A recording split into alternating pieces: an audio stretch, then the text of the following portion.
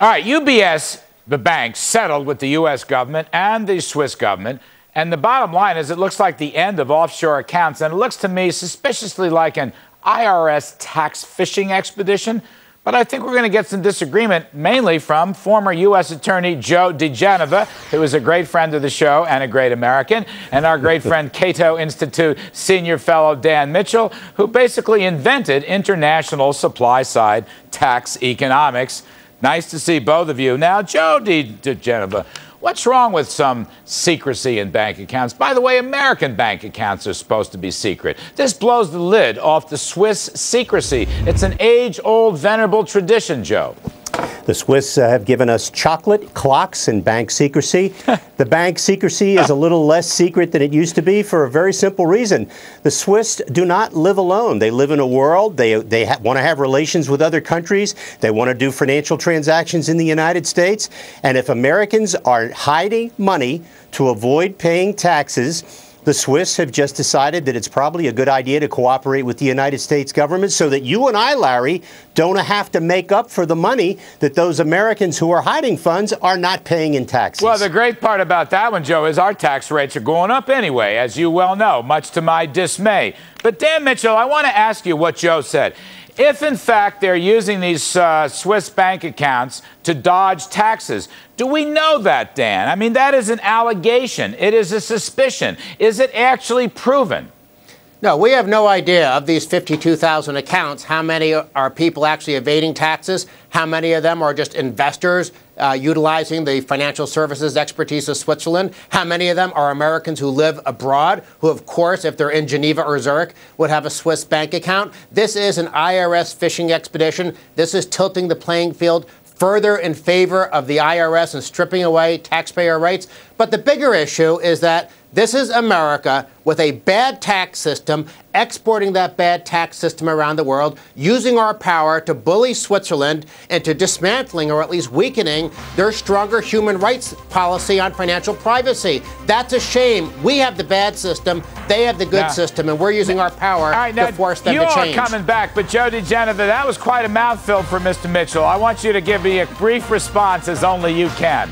It's very simple, Larry. The Swiss are part of a big world, and if they want to play in that big world and do international transactions, they have to play by everybody's rules. The United States is asking for access to information. They may find out there is no tax evasion. If that's the case, everybody's happy and everybody goes home. But we're asking the UBS to snitch on all these people. That can't be right. I mean, it's going to destroy the Swiss tradition.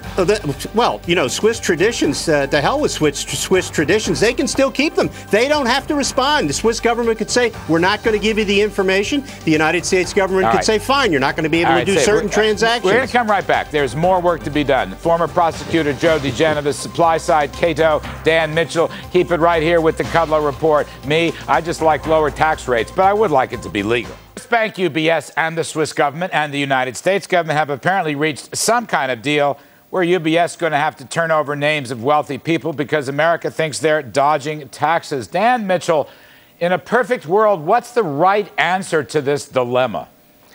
The problem is the American tax code is fundamentally anti-growth. We double tax savings and investment. If we didn't do that, if we had something like a simple and fair flat tax, it wouldn't matter whether your bank account was in Topeka, Kansas, or in Zurich, Switzerland. We wouldn't double tax you. That's the solution. Fix our tax system. Don't bully Switzerland into undermining, emasculating a very good human rights policy. I thought after Bush spent 8 years irritating the rest of the world, America might have a different attitude. And instead, now Obama is throwing around the weight of the world like an 800-pound gorilla. Joe DiGenova, look, you're a former U.S. attorney and prosecutor, and you're an awful smart guy.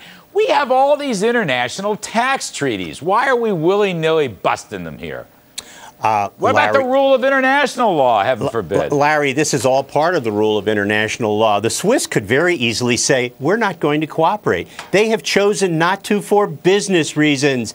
They have decided that this fight is not worth the candle. If it were worth the candle, the Swiss chocolatiers would win by simply saying, no, we're not going to turn over the information. But the Swiss want to do business in the United States. They want to do financial transactions in the United States. They need this this market, and our government needs that information. If these people are not evading taxes, the information will stay where it is. That. It just isn't at all clear to me that the proof exists that we're evading taxes. See, that's what this reminds me, Joe, of the IRS all down through the years, because we spend more than we take in, and we have huge budget deficits, and the IRS runs around chasing waitresses and chasing cab drivers and trying to get all this illegal stuff, Joe DiGenova. I just think we're bullying Switzerland. Oh, they what, protect Larry, the Swiss guards protect the Pope, and we're Larry, bullying Switzerland. The interesting thing is, I agree with you about going after the waitresses and the bartenders, and yet the government does that. And so if they're going to go after the little guys,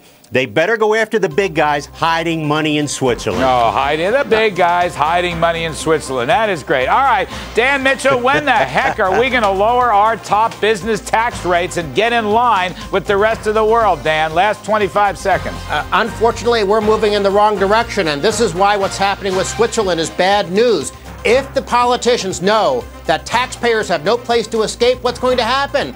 They're going to charge us higher and higher tax rates. The whole reason we've seen tax rates come down around the world in recent decades is because of tax competition. This attack on Switzerland by a bullying U.S. government moves us in the wrong direction. If these guys don't want to pay taxes, they should move to Switzerland. Thank you ever so much. Move Dan to Mitchell, Switzerland. thank you ever so much. You guys are great. Why do we bully Switzerland?